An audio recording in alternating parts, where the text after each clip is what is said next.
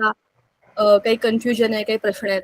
बरं तुम्ही मला एक गोष्ट सांगा, तुमच्या आजूबाजूला तुम्ही बायोटेक्नॉलॉजी संदर्भातलं काही बघितलं आहे का? म्हणजे रोजच्या आयुष्यामध्ये असं काही आहे का जे तुम्ही ज्याच्यामध्ये तुम्ही ह्या जैव तंत्रज्ञानाचा वापर केलाय अशा कुठल्या गोष्टी पाहिल्या आहेत का? सांगा. मला माहिती आहे की पाहिल्या आहेत, फक्त तुम्हाला कदाचित त्या आठवणार नाही. जरा विचार करा, आपल्या आजूबाजूला खूप साऱ्या खाण्यापिण्याच्या गोष्टी असतात. आता त्याच्यातली कुठली गोष्ट अशी असेल जी की ह्या जैव तंत्रज्ञानाच्या वापराने बनलेली असेल?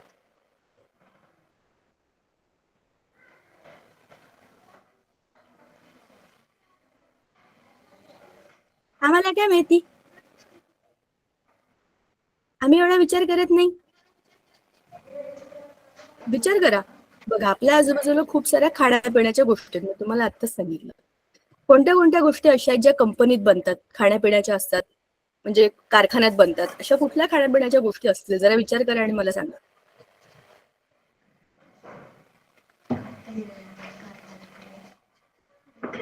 जे वाटतं ते सांगा. आपल्या लेक्चरला कोणाचंच कुठलं उत्तर चुकीचं नसतं. मी असे स्क्रीन शेअर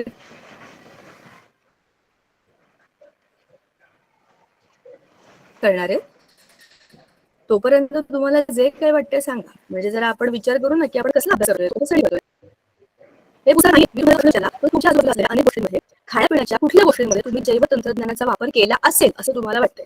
हा प्रश्न मी तुम्हाला विचारला. आता मला हे सांगा,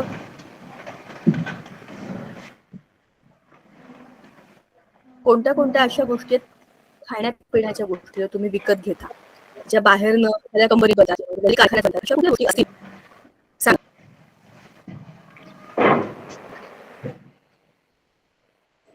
सगळ्या गोष्टी तुम्ही फूड म्हणून घेता की नाही, त्या सगळ्याच्या सगळ्या जैव तंत्रज्ञानाचा वापर करून केलेला असेल. उदाहरणार्थ तुम्ही चिप्स खाता, कुरकुरे खाता, आणखीन काय काय काय काय काय काय खाता, बरोबर की नाही? या सगळ्या गोष्टी कुठे बनतात? मोठ्या प्रमाणात बनतात ना. आपल्या घरामध्ये जेव्हा वाळवणाचे पदार्थ आई बनवते किंवा आपल्या घरात बनवतात तेव्हा ते आपल्या घरापुरते असतात. पण एवढ्या लोकांसाठी बनवायचं, त्याला विकायचं, त्याच्यामधनं काही प्रॉफिट मिळवायचा, अशा अशा पद्धतीने आपण जिथे जिथे आपलं व्यवसाय म्हणून एखाद्या गोष्टीकडे बघतो तिथे आपण जैव तंत्रज्ञानाचा वापर करतो. तुम्हाला आणखी एक उदाहरण सांगते मी. आपण आपल्या सगळ्यांच्याकडे आपल्याला माहिती आहे, गावामध्ये असेल किंवा कोणाकडे जरी गाई म्हशी किंवा पाळीव प्राणी असतात ज्यांच्याकडनं आपल्याला दूध मिळतं. अगदी शेळ्या मेंढ्या पण असतील तरी पण त्यांच्याकडनं दूध मिळतं. मग ह्या दुधापासनं दही बनवणं, त्या दह्यापासनं पनीर बनवणं किंवा बटर बनवणं, हे सगळे जे काही फूड प्रोडक्ट्स आहेत ते बनवण्याकरता सुद्धा जैव तंत्रज्ञानाचा वापर होतो. शिवाय जो काही कचरा असतो की नाही आपल्या आजूबाजूला, तो कचरा विघटन करणारे जे काही विघटक असतात, सूक्ष्मजीव असतात, ते सगळे सूक्ष्मजीव ह्या सगळ्या मृत किंवा खराब झालेल्या किंवा आपल्याला नको असलेल्या भाजी पाला वगैरे या सगळ्याला विघटित करतात आणि मग गायब करून टाकतात. पण जेव्हा जास्त प्रमाणामध्ये असा जो काही बायोडिग्रेडेबल म्हणजे ज्याला आपण म्हणतो की सूक्ष्म जीवांमुळे विघटित होणारा असा जो काही कचरा आहे, तो खूप मोठ्या प्रमाणामध्ये साचला तर त्याला विघटित करण्याकरता सुद्धा आपण जैवतंत्रज्ञानाचा वापर करून घेऊ शकतो. अशा कचऱ्याला साफ करण्याकरता आपण तिथे स्पेशल किंवा जे की स्पेशलाइज्ड असे सूक्ष्मजीव आहेत ते तिथे सोडतो आणि तो कचरा लवकर विघटित होईल हे बघतो. आता आपण जरा पीपीटी मध्ये जाऊया आणि एक एक गोष्ट परत डिटेलमध्ये पाहूया. मागच्या वेळेला आपण जैवतंत्रज्ञान या भागाला सुरुवात केलेली होती. बघा आपण या धड्यामध्ये काय काय बघितलंय. आपण हे पाहिलंय की जैवतंत्रज्ञान म्हणजे काय. ह्याच्यात दोन गोष्टी आहेत, जीवशास्त्र आणि तंत्रज्ञान. ह्या दोघांना एकत्र केलं की जैवतंत्रज्ञान होतं. पण मग त्याचा आपण वापर कुठे करून घेऊ? त्याचा वापर आपण करणार सूक्ष्म किंवा अगदी लहान स्तरावरती. मग सगळे सजीव कोणत्या गोष्टीपासून बनलेले असतात? पेशी आणि उती. या उती आणि पेशींवरती काहीतरी तंत्रज्ञानाचा वापर करून आपण काहीतरी बनवलं की आपल्याला जे काही मिळेल ते असेल जैव तंत्रज्ञानाचा प्रोडक्ट. मग उतींचे प्रकार दोन प्रकारे आपण बघू शकतो. एक असतात प्राण्यांच्या उती, एक असतात वनस्पतींच्या उती. प्राण्यांच्या उतींचे एकूण सहा प्रकार आहेत. ऍक्च्युअली 4 मेन प्रकार आहेत. त्यातला पहिला जो आहे त्याचे एकूण 6 प्रकार आहेत. म्हणजे अभिस्तर उती म्हणजे सगळ्यात वरच्या आपल्या ज्या काही असतात शरीरातल्या त्या अभिस्तर उती, सगळ्यात वरचे जे ज्याला आपण आवरण म्हणतो, अशा सगळ्या आवरणातल्या उतींचे एकूण 6 प्रकार आहेत. त्यातले 3 हे. नंतर आपण संयोजी उती, नावाचाच अर्थ आहे संयोजन म्हणजे दोन गोष्टींना जोडणे. तर या कोणत्या दोन गोष्टीला जोडू शकतात, रक्त आणि बाकीचं सगळं आपलं शरीर. हे स्वतःच जोडलंय. म्हणजे आपल्या प्रत्येक ठिकाणी शरीरामध्ये रक्त, म्हणून रक्त ही पहिली संयोजी ऊती. अशा प्रत्येक 2 वेगवेगळ्या गोष्टींना जोडणाऱ्या जिथे जिथे ऊती आहेत तिथे तिथे आपल्या दुसऱ्या प्रकारच्या शरीरातल्या महत्वाच्या ऊती असतात. नंतर आपण पाहिलं की स्नायू ऊती. आपल्या शरीरामध्ये खूप वेगवेगळ्या प्रकारचे स्नायू आहेत. ह्या 3 प्रकारच्या स्नायू ऊती असतात. आणि चौथ्या असतात चेता ऊती. चेता ऊती आपल्या चेता संस्थेतले प्लेयर आहेत. आपल्या शरीरामध्ये जे काही चाललंय, आपल्या शरीराच्या बाहेर जे काही चाललंय, ह्या सगळ्याची माहिती देणारे हे चेता ऊती असतात. कोणाला माहिती देतात? आपल्या मेंदूला आणि आपल्या स्पायनल कॉर्ड म्हणजे आपल्या मज्जारज्जूला किंवा चेतारज्जूला. ठीक आहे. तर ह्या 4 महत्वाच्या प्राणी ऊती असतात. आता ह्या प्राणी ऊतींचा अभ्यास केल्यावरती आपल्याला हे माहिती असलं पाहिजे, जसं प्राण्यांमध्ये काही विशिष्ट प्रकारच्या ऊती आहेत तशा वनस्पतींमध्ये कुठल्या प्रकारच्या ऊती असतात. का माहिती करून घ्यायचं? कारण या ऊतींचा वापर करून आपण काहीतरी जैवतंत्रज्ञानाला उपयुक्त असं करून घेणार आहे. मग वनस्पतींमध्ये 2 प्रकारच्या ऊती असतात, विभाजी ऊती आणि स्थायी ऊती. विभाजी म्हणजे ज्यातनं मल्टिप्लिकेशन होतं, म्हणजेच काय, एका पेशीपासून अनेक पेशी बनतात, त्याचं विभाजन होत राहतं. स्थायी ऊती विभाजित होत नाहीत, एकदा बनल्या की बनल्या तशाच राहतात. मग ह्या स्थायी ऊती आणि विभाजी ऊती यांचे उपप्रकार आपण पाहिले. तर विभाजी ऊती टोकाशी, मग आंतरीय विभाजी ऊती पानांच्या देठाशी किंवा फांद्यांच्या तळाशी, जिकडनं जिकडनं फांद्या फुटणार आहेत, पानं फुटणार आहेत, बरोबर. आणि मग पार्श्व विभाजी ऊती म्हणजे पूर्ण खोडाच्या पार्श्व भागामध्ये असं पूर्ण गोल झाड वाढतं की नाही, अशा ठिकाणी ते असतात. आणि मग स्थायी ऊती. स्थायी ऊती एकदा बनल्या की बनल्या. त्याचे पण 2 महत्वाचे भाग आपण पाहिले होते. एक होत्या साध्या आणि दुसऱ्या होत्या कॉम्प्लेक्स किंवा संयुक्त. तर साध्या ऊती एकदा बनल्या की बनल्या साध्या असतात, पण ज्या संयुक्त असतात त्याच्यामध्ये एकाहून जास्त म्हणजे जलवाहिनी आणि रसवाहिनी, झायलम आणि फ्लोएम हे त्याचे 2 भाग आहेत. हे सगळं पुस्तकात आहे. मी तुम्हाला काहीही नवीन सांगत नाही.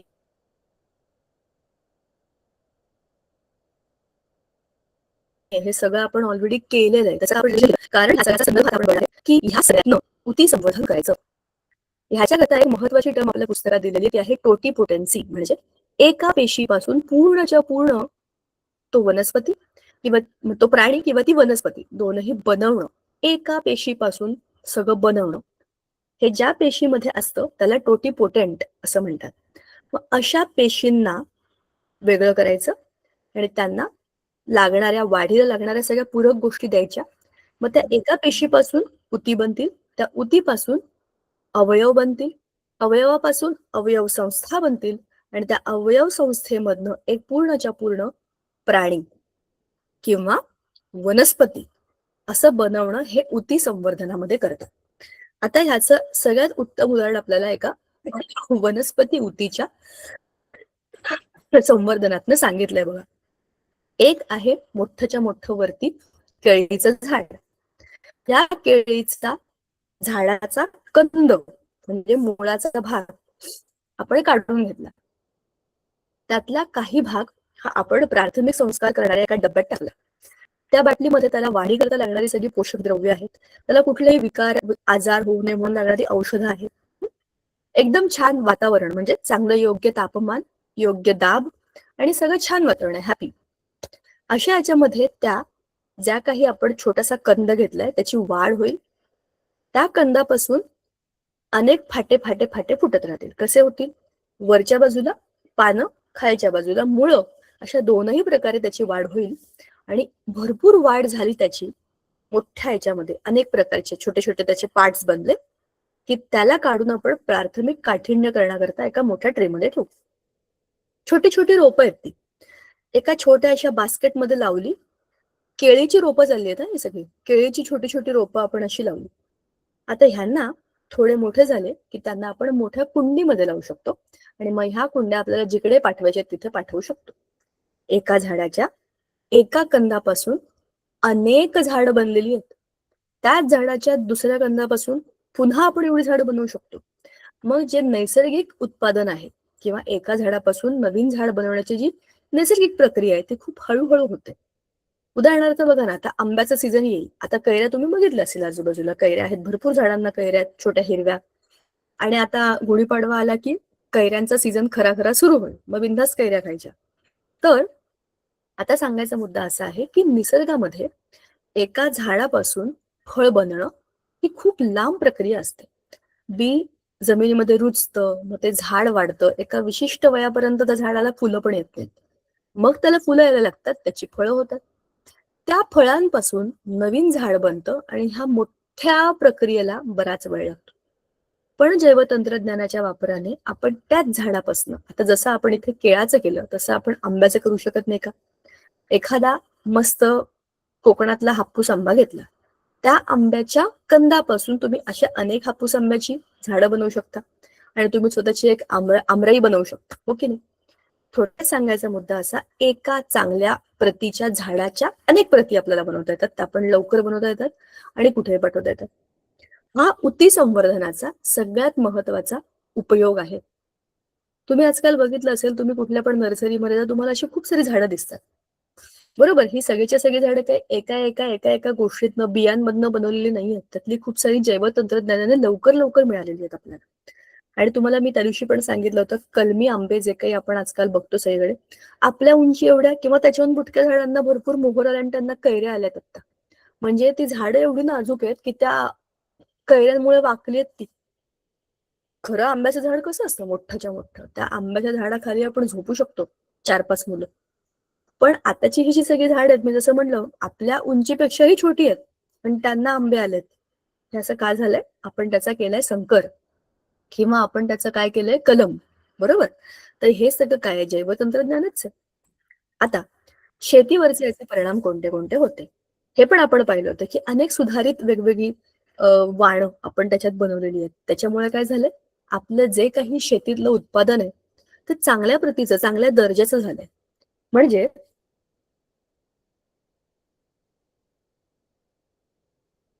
साधा आपण जमिनीखाली बी लावली आणि जमिनीखाली खूप सारे कीटक असतात, बरोबर?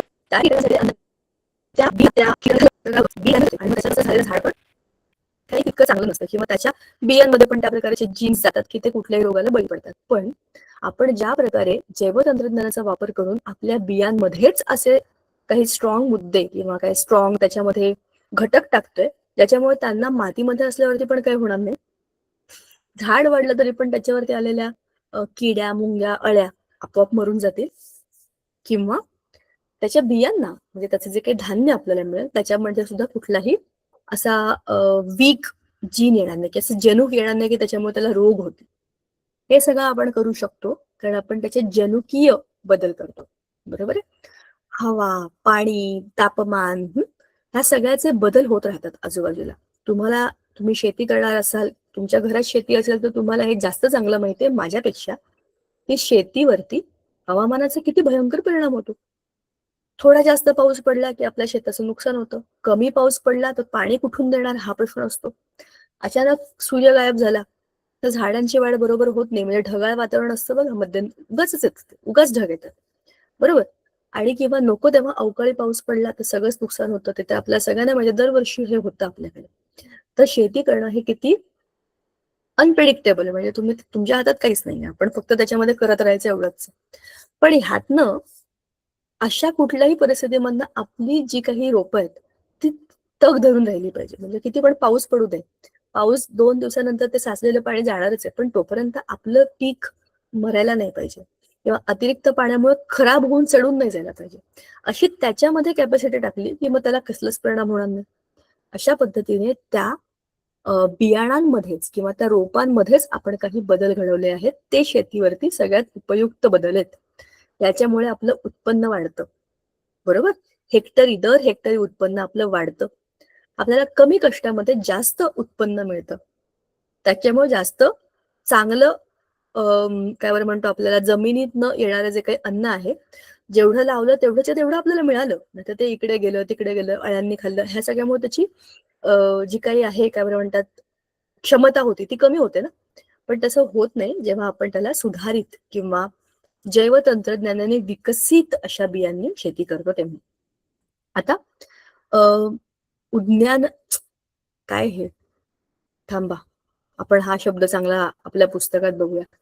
ह्याच्यामध्ये बरं ठीक आहे, आपल्याला ह्याच्यामध्ये आपल्याला जे काही उद्यान असतं उद्यानामध्ये आपण कशा पद्धतीने जैवतंत्रज्ञानाचा वापर करू शकतो आणि नंतर आपण कृषी पर्यटन ह्या 2 गोष्टी पाहिल्या होत्या. तर कृषी पर्यटनामध्ये नक्की होतं काय? कृषी मोठीच्या मोठ्या लोकांचे मळे असतात किंवा लांब-लांबपर्यंत एरियामध्ये शेती असते. अनेक पिकं घेतलेली असतात. तर अशा ठिकाणी लोकांना फिरायला यायचं म्हणजे त्याला आपण म्हणतो ना फार्म हाऊसमध्ये जायचं. 2 दिवस बदल म्हणून जाऊन यायचं. असं अनेक लोकांना गरजेचं असतं. स्पेशली शहरात राहणाऱ्या लोकांसाठी ही खूप वेगळी गोष्ट असते, की आपल्याला अशा ठिकाणी जायचं जिथे मनःशांती मिळेल. तर ते गावामध्ये, शेतामध्ये असतंच. कारण की तिथे हिरवळ असते, तिथे पक्ष्यांचे आवाज असतात, तिथे एकदम सगळं नॅचरल असतं सगळं. शहरामध्ये असं नाहीये. नुसता आवाज, गोंगाट, कलकल, कलकल, कलकल नुसता अ, वेळेवरती घड्याळाच्या ठोक्यांवरती पळणार.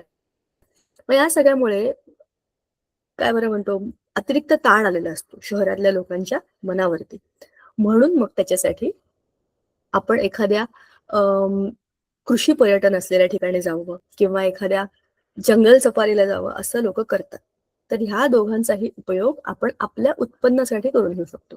असंही आपलं शेत आहे किंवा आपला मळा आहे आणि त्याच्यामुळे त्याचं तसं उत्पन्न तर येणारच आहे ना. पण त्याच्यामधनं आपण त्याला ॲज अ काय बरं म्हणतो फिरण्यासाठी किंवा लोकांना येऊन बघण्यासाठी असं जरी काही ते सुरू केलं तरी पण लोकं येतात आणि ते बघतात. त्यातनंही आपल्याला उत्पन्न मिळू शकतं. तर ते जैवतंत्रज्ञानाचे उपयोग आहेत. तुम्ही त्याला कसं डेव्हलप कराल. ठीक आहे. रोपवाटिका, वनीकरण ह्या तीनही क्षेत्रामध्ये आपण जैवतंत्रज्ञानाचा उपयोग करतो. कमी वेळामध्ये खूप जास्त प्रमाणामध्ये बघा त्याच्यात दाखवलं होतं तसंच. एक सुंदर फुलं आहेत किंवा एकसारखी झाडं आहेत.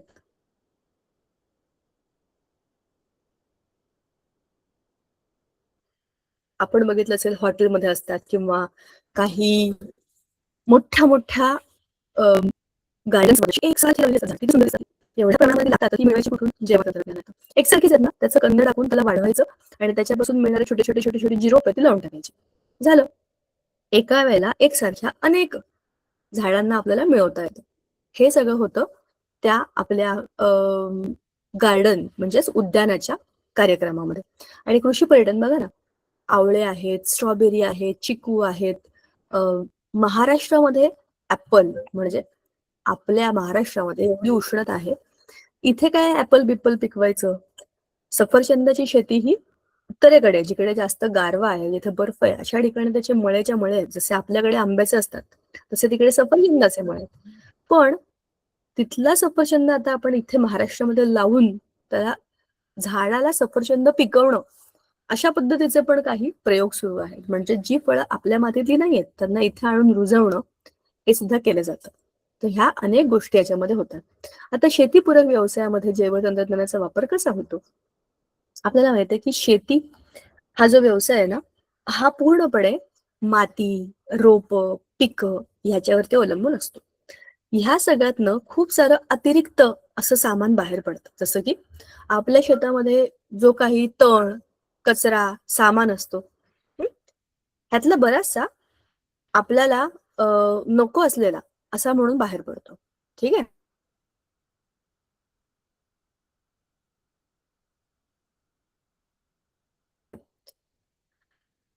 तर अ, गवत आपण वेगवेगळ्या गायी, म्हशी, बैल बरोबर ह्या सगळ्यांना पाळतो आपल्याकडे कारण की त्या शेतीला पूरक आहेत. आणि ह्यांच्या दुधापासनं दुग्धजन्य पदार्थांची आणि त्याच्या उत्पन्नाची अशी एक वेगळीच आपली काय बरं म्हणतो आपण पूरक व्यवसाय म्हणून आपण त्याचा विचार करू शकतो. आता बघा, ह्याच्यामध्ये आपल्याला इथं चित्रामध्ये दिलेत वेगवेगळ्या प्रकारच्या गायी आहेत. आपण जरा ह्या चित्राकडे जरा बघूया हां. तुम्ही जरा चित्राचं निरीक्षण करा आणि मला सांगा, की तुम्हाला कोणत्या-कोणत्या गायी यातल्या माहिती आहेत?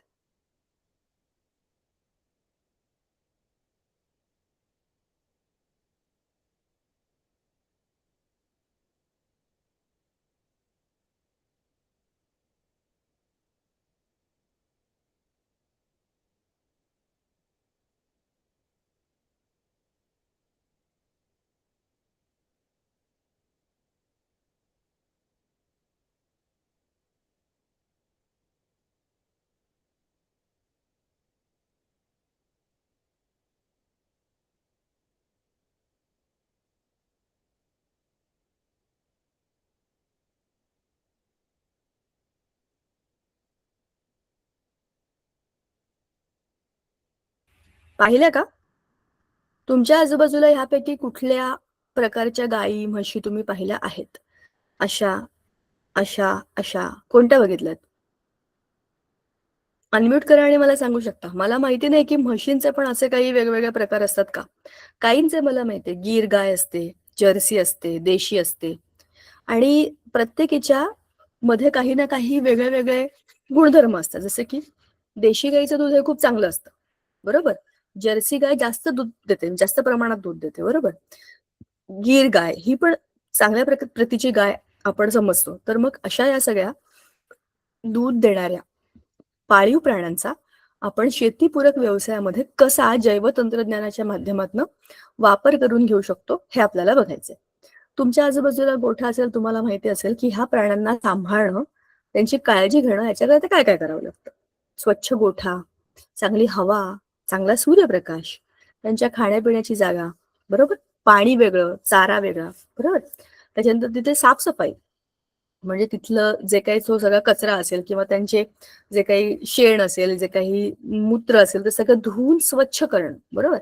हे रोजच्या रोजच्या कामांमधलं एक महत्वाचं काम असतं. कारण जसं आपल्या घराची आपण स्वच्छता करतो, तसे ते आपलेच असतात ना, आपण पाळलेले प्राणी असतात. आणि कदाचित जर तुमच्याकडे असतील गाई, म्हशी किंवा बैल किंवा मेंढ्या, शेळ्या जे कोणी, तर तुम्हाला अंदाज असेल मी जे म्हणते त्याचा, की ते आपल्या घरातले सदस्य असल्यासारखं आपण त्यांच्यावर प्रेम करतो आणि ते सुद्धा आपली वाट बघतात. म्हणजे आपण जवळ गेलो किंवा आपण त्यांच्या पाठीवरून हात फिरवला तर ते प्रेमाने आपल्याला प्रतिसाद देतात, बरोबर? तर ह्याचा अर्थ असा आहे, की त्यांच्याशी आपलं एक वेगळं नातं असतं. हे फक्त काही उत्पन्न आणि पैसे मिळवणं एवढंच नाहीये, बरोबर? की आपण फार भावनिक असतो. म्हणजे मनुष्य हा भावनाप्रधान मनुष्य असतो. भावनाप्रधान प्राणी असतो. पण त्या फक्त आपल्याला नसतात. बाकीच्या प्राण्यांना सुद्धा अशा भावना असतात. त्यामुळे त्यांना साधं उदाहरण बघा ना तुम्ही. तुमच्या आजूबाजूला जर एखादा छोटा भुबूचं पिल्लू असेल, कुठलंतरी छोटं कुत्र्याचं पिल्लू, तुम्ही त्याला रोज पोळी दिलीत ना, तर तुम्ही आलात की तो तुमच्या मागे-मागे पळत येईल आणि तुमच्या पायाच्या इकडे येऊन चिटकून तुमच्याशी खेळेल.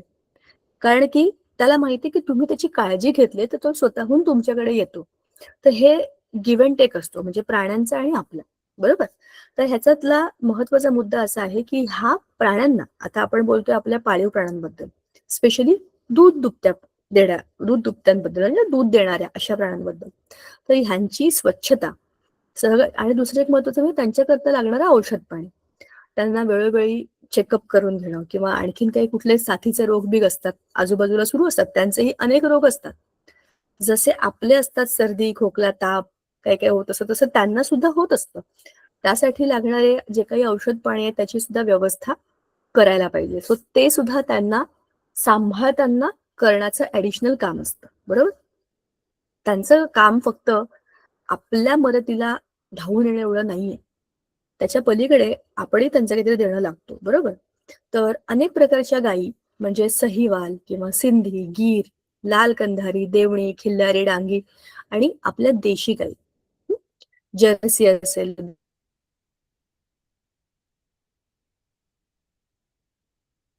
ब्राऊन स्विस असेल, हॉल्स्टीन असेल, ह्यांचा वापर दूध उत्पादनाकरता आपण करतो. आपल्या देशामध्ये दूध उत्पादन खूप जास्त प्रमाणात होतं.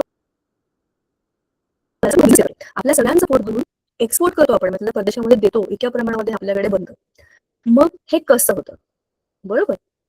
ह्या आपल्या प्राण्यांना आपल्याला चांगला आहार देणं, त्यांची काळजी घेणं, बरोबर? ह्याच्या बरोबरही काही गोष्टी जैवतंत्रज्ञानामध्ये केल्या जातात. बरोबर? पुढचा एक महत्वाचा मुद्दा आहे, तो आहे कुक्कुटपालन म्हणजे पोल्ट्री पालन. याच्यामध्ये आपल्याला अंडे आणि मांस देणाऱ्या कोंबड्यांना पाळायचंय. म्हणजे हा एक व्यवसाय म्हणून लोकं बघतात आणि ह्याचा खूप चांगला उत्पादनामध्ये विचार केला जातो. कारण की अंडी आणि चिकन म्हणजेच कोंबड्या जे जे लोकं कोणी खातात त्यांच्यासाठी हे अन्न आहे. त्याच्यामुळे ते जास्त प्रमाणामध्ये, मोठ्या प्रमाणामध्ये डिमांड आहे तसं सप्लाय करावा लागतो. त्याच्यासाठी हा कुक्कुटपालन व्यवसाय केला जातो. मग आपल्या देशामध्ये भारतासारख्या ठिकाणी तिथे तापमान खूप जास्त आहे. अशा ठिकाणी हे तापमान सहन करण्याची शक्ती असलेल्याच कोंबड्या आपल्याला ठेवाव्या लागतात. खूप गरमी आली की त्यांना त्रास होतो आणि त्यातल्या खूप साऱ्या थंडीत राहणाऱ्या ज्या काही प्रजाती आहेत त्या आपल्या इथे सर्व्हाइव्ह नाही करू शकत. मग इथे मोठ्या प्रमाणामध्ये आपल्या देशामध्ये खूप जनसंख्या आहे, तेवढ्या सगळ्या लोकांचं पोट भरण्याकरता किती प्रमाणामध्ये ह्या गोष्टी लागतील आपल्याला, तेवढी त्यांची आपल्याला जास्त प्रमाणामध्ये पैदास करायला पाहिजे असं बघायला लागतं, बरोबर आहे. मग त्याच्यासाठी त्यांना चांगलं अन्न देणं, त्यांची काळजी घेणं, त्यांचं खाणं पिणं, तापमान हे सगळं नीट ठेवणं, ह्या गोष्टी कराव्या लागतात. ठीक आहे. ह्याच्यामध्ये पण वेगवेगळे वेगवेगळे प्रकार आहेत. रोड आयलंड रेड किंवा new Hampshire, Plymouth rock, black rock, ह्या काय आहेत, अंडी आणि मांस देणाऱ्या, दोघेही येतात त्याच्यामध्ये. ठीक आहे. ब्रॉयलर आणि देशी हे तुम्ही ऐकले असतील. ठीक आहे. मांस देणाऱ्या कोणत्या आहेत, ब्रह्मा, लॉंग, कोचिन, असील.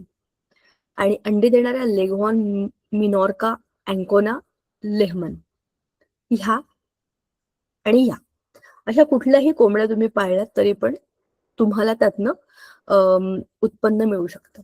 सगळ्यात शेवटचं आणि महत्वाचं आहे रेशीम उद्योग. बरं, आता रेशीम म्हणजे काय? रेशीम म्हणजे सिल्क. आपल्या देशामध्ये विशेषतः तुम्ही जर थोडासा दक्षिण भारताकडे गेलात तर रेशीम हा एक खूप महत्वाचा कापडाचा प्रकार त्यांच्या सगळ्यांच्या कपड्यांमध्ये असतो. तुम्ही बघितलं असेल ह्या साऊथ इंडियन लोकांच्या लग्नांमध्ये किंवा कार्यक्रमांमध्ये सिल्क साडी म्हणजे रेशमाचे कपडे, अगदी त्यांचे धोतर असेल किंवा उपरणी असतील किंवा काहीही कुठलंही, अगदी देवाचे कपडे सुद्धा रेशमाचे बनवणं हे खूप कॉमन आहे तिकडे. तिथे वेगवेगळ्या प्रकारचे रेशमाचे कपडे मिळतात, प्रकार कापडाचे. जसं आपल्याकडे कॉटन, टेरिकॉट, बरोबर, असे किंवा वेगवेगळ्या प्रकारचे आपण महाराष्ट्रामध्ये आपल्याकडे मोस्टली कॉटनचे कपडे आपण बऱ्यापैकी वापरायचो. आता आपण काहीही वापरतो, म्हणजे कुठलेही कुठलेही कुठलेही कसेही वेगवेगळ्या प्रांतामधून आलेले कपडे सगळे महाराष्ट्रामध्ये मिळतात. चांगल्या किमतीत मिळतात, चांगल्या प्रतीचे पण मिळतात. सो आपल्याकडे सगळंच मिळतं. पण तुम्ही जर जनरल विचार केलात तर दक्षिण भारतामध्ये साड्यांचं प्रमाण, त्यातल्या त्यात रेशमी साड्यांचं प्रमाण हे वेगळं आहे आणि जास्त म्हणजे त्याची जास्त काय बरं म्हणतो क्रेज आहे. जसं महाराष्ट्रामध्ये आपण नऊवारी साडी म्हणतो की नाही, तो आपला पोशाख आहे, आपला ओरिजिनल पोशाख आहे. तसा साऊथला त्यांच्या साऊथच्या साड्या आणि त्यात पण रेशमी साड्या, म्हणून तिथे तो खूप मोठा उद्योग आहे. ना फक्त दक्षिण भारतात आहे का? नाही, उत्तर भारतामध्ये सुद्धा आहे. त्यात पण काश्मीर वगैरे साईडला तिथे वेगळ्या प्रकारचं रेशीम मिळतं. आता हे रेशीम कसं मिळतं? हे रेशीम मिळतं रेशमाच्या किड्यांपासून. रेशमाचे किडे म्हणजे रेशमा नावाची कुठली मुलगी नाहीये, रेशीम बनवणारे किडे. आता ह्याचा अर्थ काय बघा, तुम्हाला माहितीये का की एक छोटीशी अळी असते, त्या अळीला काय बरं म्हणतो आपण, रेशमाची अळी. तर त्या अळी खूप साऱ्या म्हणजे तिची एक विशिष्ट वाढ झाली की ती खूप सारी अंडी देते. त्या अंड्यांमधनं छोट्या छोट्या अळ्या परत बाहेर येतात आणि त्या अळ्या म्हणजे अळीतलं जे काही काय बरं म्हणतो रेशमाचा किडा असतो, तो मादा जी असते त्यातली जी मम्मा असते, त्या मादीने खूप सारी जी काही हजारो अंडी दिलेली असतात, ती अंडी जेव्हा उबतात, तर ती अंडी उबवल्यानंतर त्यातनं छोट्या छोट्या अळ्या बाहेर पडतात. त्याला आपण रेशमाच्या अळ्या म्हणतो. त्या अळ्या ज्या असतात ना, त्या काही विशिष्ट झाडांच्या पानावर जातात. त्या पानांवर त्या हावरटासारख्या पानं खात राहतात. म्हणजे पोट भरल्यावरती आपण झोपतो, खातो, थांबतो, काहीतरी करतो की नाही. म्हणजे माझं जेवण झालं तर माझं पोट जाम भरलं, आता बस झालं, तर मला काही जाणं नाही आणि मग आपोआप झोप यायला लागतं आपल्याला आणि आपण झोपून जातो, बरोबर. तसंच ह्या ज्या काही अळ्या आहेत ह्या 3 ते 4 आठवडे म्हणजे विचार करा जवळपास 1 महिना नुसतीच पानं खा खा खा खा खा खा खातात. खाऊन खाऊन मोठ्या होतात, टुम फुगतात आणि खाऊन खाऊन थकून ऑलमोस्ट बेशुद्ध पडल्यासारख्या झोपून जातात, बरोबर. एकाच ठिकाणी पडून राहतात, खाऊन खाऊन झोपून जातात आणि त्या अवस्थेमध्ये त्यांच्या स्वतःचं रक्षण करण्याकरता, खरं तर निसर्गाने त्यांना दिलेला हा खूप मोठा काय बरं म्हणतो आशीर्वाद आहे हा, की त्या अळ्यांचं संरक्षण करण्याकरता त्यांच्याच लाळ ग्रंथीमधून, आपल्या तोंडाच्या इथे पण लाळ ग्रंथी आहेत की नाही, त्यांच्या पण लाळ ग्रंथीमधून एक असा पातळ स्त्रव म्हणजे लिक्विड बाहेर पडतं आणि ते त्यांच्या शरीराच्या भोवती असं गोल गोल गोल गोल तंतू रूपामध्ये गुंडाळलं जातं. म्हणजेच काय होतं, त्या अळीच्या आजूबाजूला एक पूर्णच्या पूर्ण कोश तयार होतो. त्या कोशाला आपण म्हणतो ककून. त्या कोशाच्या मध्ये असते रेशमाची अळी.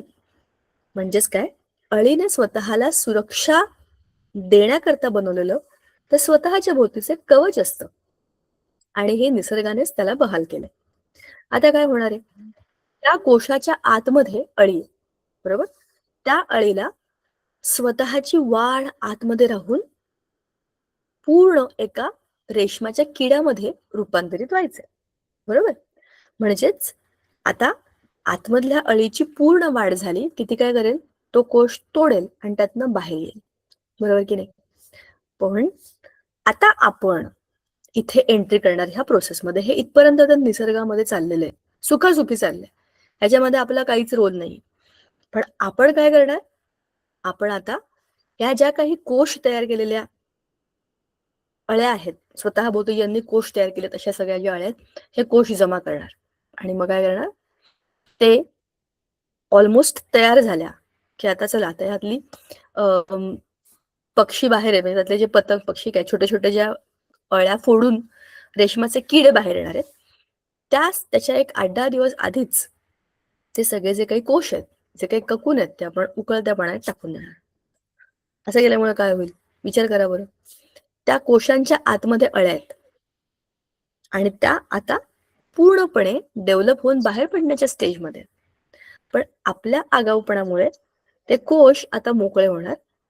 त्याच्या आतमध्ये उकळत्या पाण्यात टाकल्यावर कोण जिवंत राहणार आहे, बरोबर की नाही. त्याच्या आतमध्ये जे काही तयार होणारं पतंग, म्हणजे जो काही त्या कोशात न तयार होणारा रेशमाचा किडा आहे, तो उकळत्या पाण्यात टाकल्यामुळे मरून जाईल. बाहेरचा जो काही कोश आहे, त्यात रेशमाचा धागा आहे ना असा गुंडाळलेला गोल गोल गोल, तो हळूहळू सैल होईल आणि तो सोडवून त्याच्या प्रक्रिया करून आपल्याला आपला रेशमाचा धागा मिळेल. म्हणजेच तो धागा मिळवण्याकरता आता आपण काय करणार आहे, आपण ह्या झाडांना आणि त्याच्यावरच्या अळ्यांना सुरक्षा देणार आहे. हा तर किती दुष्टपण आहे ना. चला मी तुम्हाला एक मस्त चित्र दाखवते, म्हणजे तुम्हाला समजेल की हे कसं होतं. म्हणजे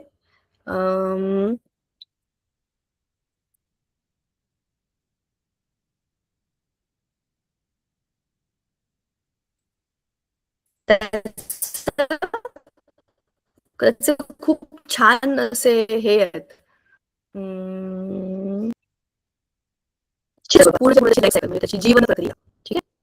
आपण दम दाखवते कसे खरे खरे असतात ते तुमच्यापैकी काही लोकांनी बघितलं पण असेल. महाराष्ट्रामध्ये तुतीची झाडं असतात ना, तुती म्हणजे जसे करवंद असतात तसेच थोडेसे लांबुळके असे तुती असतात.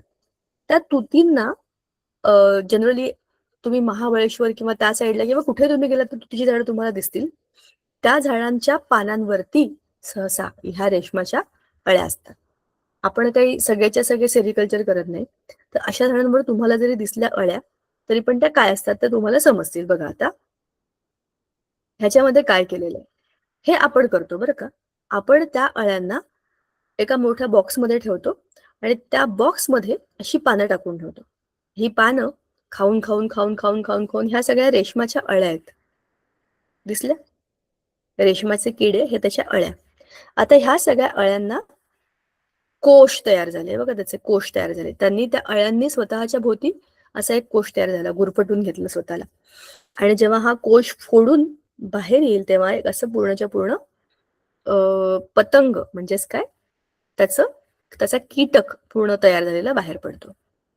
हे बघा काय करतात, ह्या झाडावरती लागलेल्या त्या अळ्या आहेत, ह्या काढून घेत आहेत आणि त्याची पानं जिथं असतात ना पानं, त्या पानांमध्ये त्याला टाकणार आणि त्या पानांना खाऊ देणार, त्यांना भरपूर खा खा खा खा करू देणार. आणि ते बेशुद्ध पडल्या स्वतः भोवती त्यांनी त्यांचे कोश बनवले आणि ते कोश ऑलमोस्ट तयार झाले की मग त्याच्यामधनं आपण सिल्क काढून घेणार. तर सिल्क आपल्या देशामध्ये हे बघा ककून, ठीक आहे. आपल्या देशामध्ये खूप ठिकाणी होतं, आसाममध्ये होतं, नागालँडमध्ये होतं, महाराष्ट्रामध्ये होतं, खाली कर्नाटकामध्ये होतं. अजून हे बघा बाहेर पडलेला दिसला तुम्हाला, त्याचा किडा आहे हा रेशमाचा किडा. हे बघा त्याचे ककून, ककून म्हणजे कोश. हे कोश तोडून त्याच्यामधनं आपल्याला मिळणार आहे सिल्क. म्हणजे काय? सिल्क म्हणजे सिल्क. आता हे चित्र बघूया आपण जरा. बघा, हे पान आहे. हं? तुतीचं पान किंवा तुम्ही कर्नाटकामध्ये गेलात तर वेगळ्या प्रकारची झाडं असतात. त्याच्यावर वेगळ्या प्रकारची पानं असतात ना ती. त्याच्यातनं वेगळ्या प्रतीचं रेशीम मिळतं. प्रत्येक झाडाच्या पानांप्रमाणे रेशमाची क्वालिटी वेगवेगळी असते. बरोबर? काही खूप सॉफ्ट आहे, काही खूप टिकाऊ आहे. असे अनेक त्याचे वेगवेगळे पैलू आहेत. आणि हे कशावर ठरतात? कोणत्या झाडाच्या पानांना खाऊन बनलेलं ते आहे, त्याच्यावरती बनतं. बघा, आता ह्या पानावरती असलेली ही अंडी, ह्या अंड्यांनी बाहेर पडलेल्या ह्या लार्वे म्हणजे अळ्या. आता ह्या अळ्या खूप खा खा करणार आणि असं बघा स्वतःभोवती एक असे ककून म्हणजे कोश बनवणार. हे कोश फोडून परत त्यातनं ॲडल्ट मॉथ म्हणजे काय? खरा खरा आपला कीटक, रेशमाचा किडा बाहेर पडतो. याला म्हणतात रेशीम उद्योग. ठीक आहे? बघा, हेच आहेत ना छोटी छोटी लाल लाल फळं, ही तुती आहेत. ठीक आहे? आता ह्या प्रक्रियेमध्ये काय होतं? अशा प्रक्रियेमध्ये मोठ्या प्रमाणामध्ये, खूप मोठ्या प्रमाणामध्ये हे बनवून घेता येतं. याचं कारण काय आहे? आपण त्याला जैवतंत्रज्ञानाच्या सहाय्याने बनवतोय. समजलं? त्या अळ्यांना आपण जमा करून पानांच्या ठिकाणी आपण त्यांना आणून देतोय एका ठिकाणी, की तुम्ही इथेच राहा आणि इथेच खा प्या आणि त्याच्यापासनं रेशीम काढून घेतोय. तर ही जी प्रक्रिया आहे ही आपल्यासाठी चांगली आहे, त्यांच्यासाठी घातक आहे. बरोबर? चला, आता आज आपला सगळा सिलेबस संपला. आता सुरुवातीपासून जरा आपण रिव्हिजन करूया. 10-15 मिनिटं आपल्याकडे आहेत. ह्या पूर्ण टर्ममध्ये आपण कसला-कसला, कोणत्या-कोणत्या धड्यांचा अभ्यास केलाय, त्याचं रिव्हिजन आपण करू 10 मिनिटामध्ये जो काही धडा आपला सुरू होईल त्यातनं. आणि मग आपण पुढच्या वेळेला त्याचे एक्सरसाइजेस जमतील तसे-तसे करूया. थांबा, आपण एक्सरसाइजवर जाऊ. नाही, इंडेक्सवर जाऊ. म्हणजे आपल्या काय बरं म्हणतात त्याला, अनुक्रमणिका. आणि ह्या टर्म मधला जो काही आपला पहिला धडा आहे बायोलॉजीचा, म्हणजे जीवशास्त्राचा, त्याचं पटकन रिव्हिजन करू.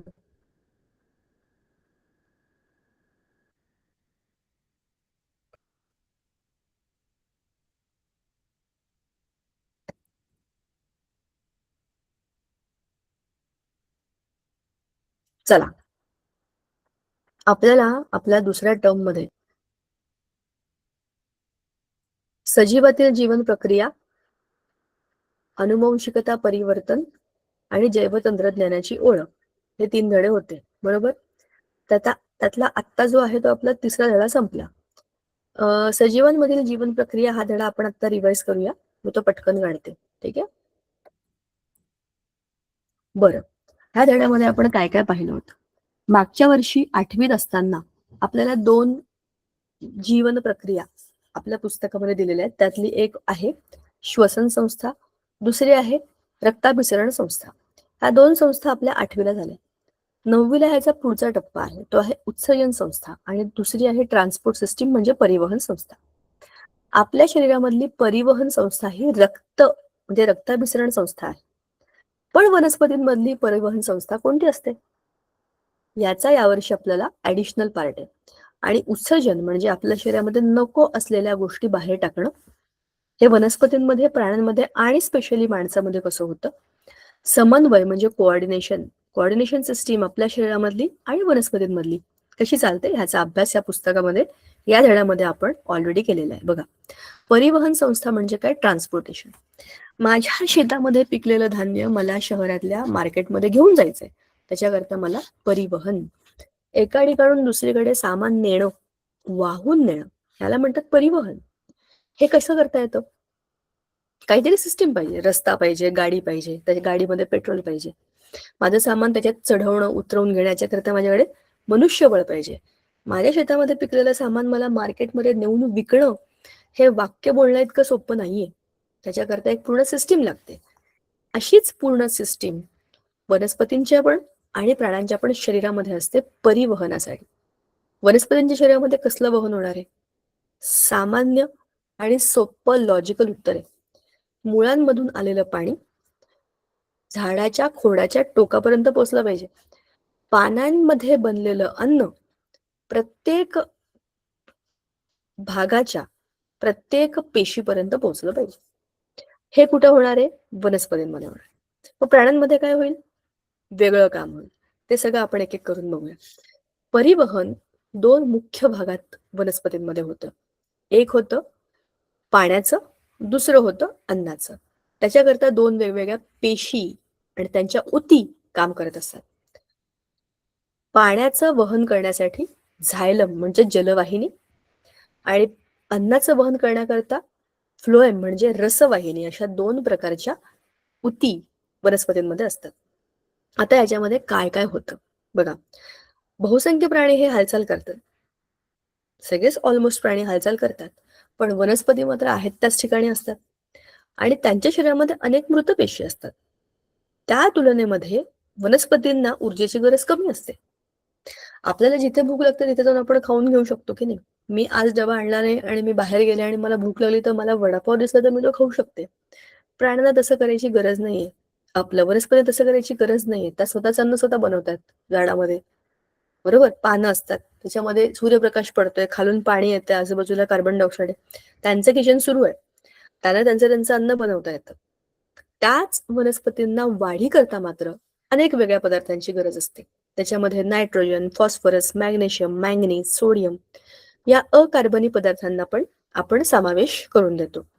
मग ह्या सगळ्या गोष्टी मिळणार कुठून? जमिनीमधून मिळेल. जमिनीमध्ये सगळ्याचा साठा आहे. मग जमिनीमधनं घ्यायचं कसं? डायरेक्ट खाऊ तर शकत नाही. वनस्पतींची मुळं हे सगळे पदार्थ शोषून घेतात. मुळांमध्ये पाणी आहे, पाण्यामध्ये हे सगळे पदार्थ आहेत आणि ह्या पदार्थांची वनस्पतींच्या वाढीकरता गरज आहे. मग वनस्पतींच्या वाढीकरता लागणाऱ्या सगळ्या गोष्टी पाण्यामधून, मुळांमधून सगळ्या पूर्ण वनस्पतीच्या प्रत्येक पेशीपर्यंत पोहोचतात.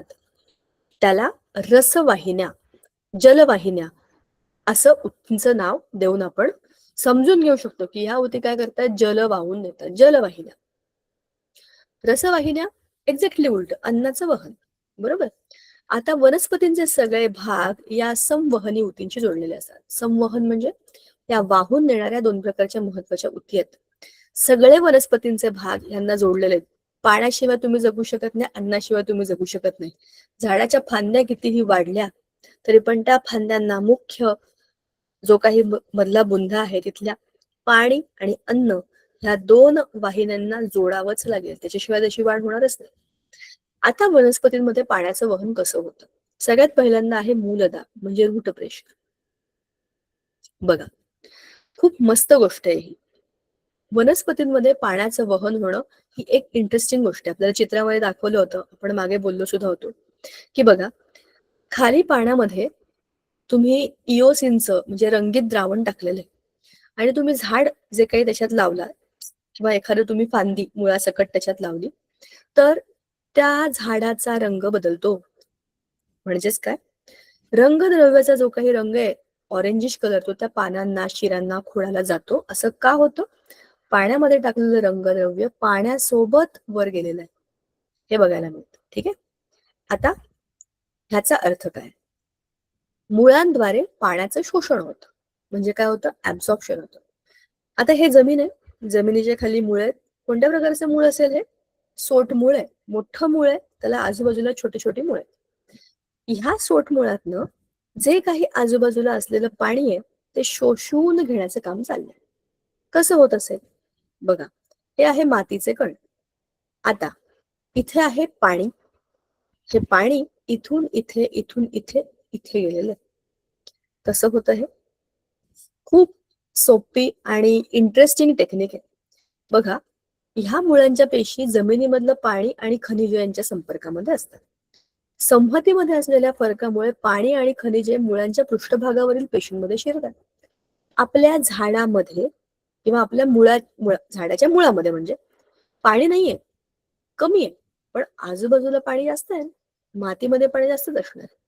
मग हे पाणी इथून जास्त प्रमाणाकडून कमी प्रमाणाकडे. संहती म्हणजे कॉन्सन्ट्रेशन. जास्त ते कमी.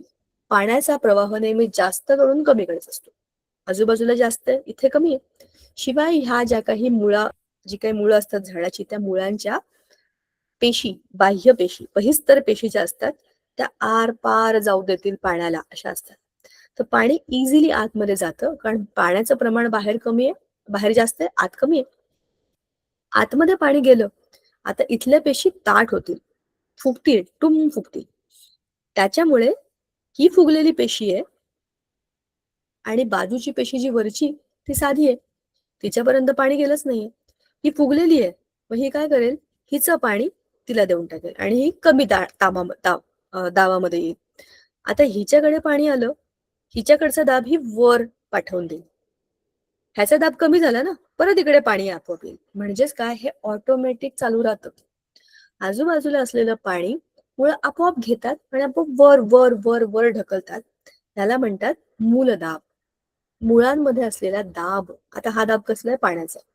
पाणी नसलं की दाब कमी होणार आणि दाब कमी झाला की आपोआप बाहेरचं पाणी आपल्या मुळांच्या आत येणार. अशा पद्धतीने हे आपोआप पाणी प्रत्येक पेशीपर्यंत पोहोचतं. कारण त्या वरच्या पेशींकडे असे पाणी कमी आहे. सगळ्यात वरच्या पेशींना, प्रत्येक पेशीला जगण्याकरता पाणी लागतं, जसं आपल्याला लागतं. आणि खूप सारं पाणी हे वनस्पतींच्या पानांमधून वाफेच्या रूपात बाहेर पडतं. त्याच्यामुळे पाणी जितकं झाड घेतं तितकं ते वापरतं सुद्धा. अन्न बनवण्याकरता वापरतं आणि बाहेरच्या बाजूला पाण्याच्या वाफेच्या रूपाने टाकतं सुद्धा. मग ह्या प्रक्रियेमध्ये होतं काय, जितकं पाणी घेतलंय तितकं संपलंय, म्हणून पुन्हा पाणी लागतं आणि हे चालूच राहतं. बरोबर. तर ह्या प्रक्रियेमुळे आपोआप काय होतं, पुढे पुढे पुढे पुढे पाणी ढकललं जातं आणि पाण्याचा एक स्तंभ तयार होतो आतमध्ये, जो आपोआप पुढे पुढे पुढे पुढे ढकलला जातो. आता छोट्या छोट्या झाडांमध्ये, झुडपांमध्ये, कमी उंचीच्या झाडांमध्ये, वृक्षांमध्ये हे इझिली होतं. झाडाची उंची कमी आहे, पण जेव्हा आपण उंच वृक्षांची गोष्ट करतो तेव्हा वृक्षाची उंची जेवढी जास्त, तेव्हा त्याचं गुरुत्वाकर्षणाच्या विरुद्ध उलट उलट उलट उलट पाणी नेणं जास्त कठीण. मग त्याच्यामध्ये काय होतं, त्याच्यामध्ये होतं बाष्पोच्छ्वास, म्हणजे ट्रान्सपिरेशन पूल. तर हे म्हणजे काय, हे आपण पुढच्या वेळेला बघूया. आज आपण इकडे थांबू. आपण आज आपला बायोटेक्नॉलॉजी म्हणजे जैव तंत्रज्ञान हा धडा पूर्ण केला आणि आपल्या ह्या धड्याच्या रिव्हिजनला सुरुवात केली. पुढच्या वेळेला हा धडा सगळा आपण रिवाइज करू आणि त्याच्या पुढच्या वेळेला पुढचा धडा. अशा पद्धतीने आपण पुढच्या 2-3 लेक्चर्समध्ये सगळं रिव्हिजन कम्प्लीट करूया. चला, आज आपण इथे थांबूया, पुढच्या वेळेला भेटू. Thank you so much. Thank you Sangeeta ma'am. Bye मुलांनो. Thank you ma'am. Ma'am recording stop कर दीजिएगा. हाँ जी. Bye ma'am. Bye bye.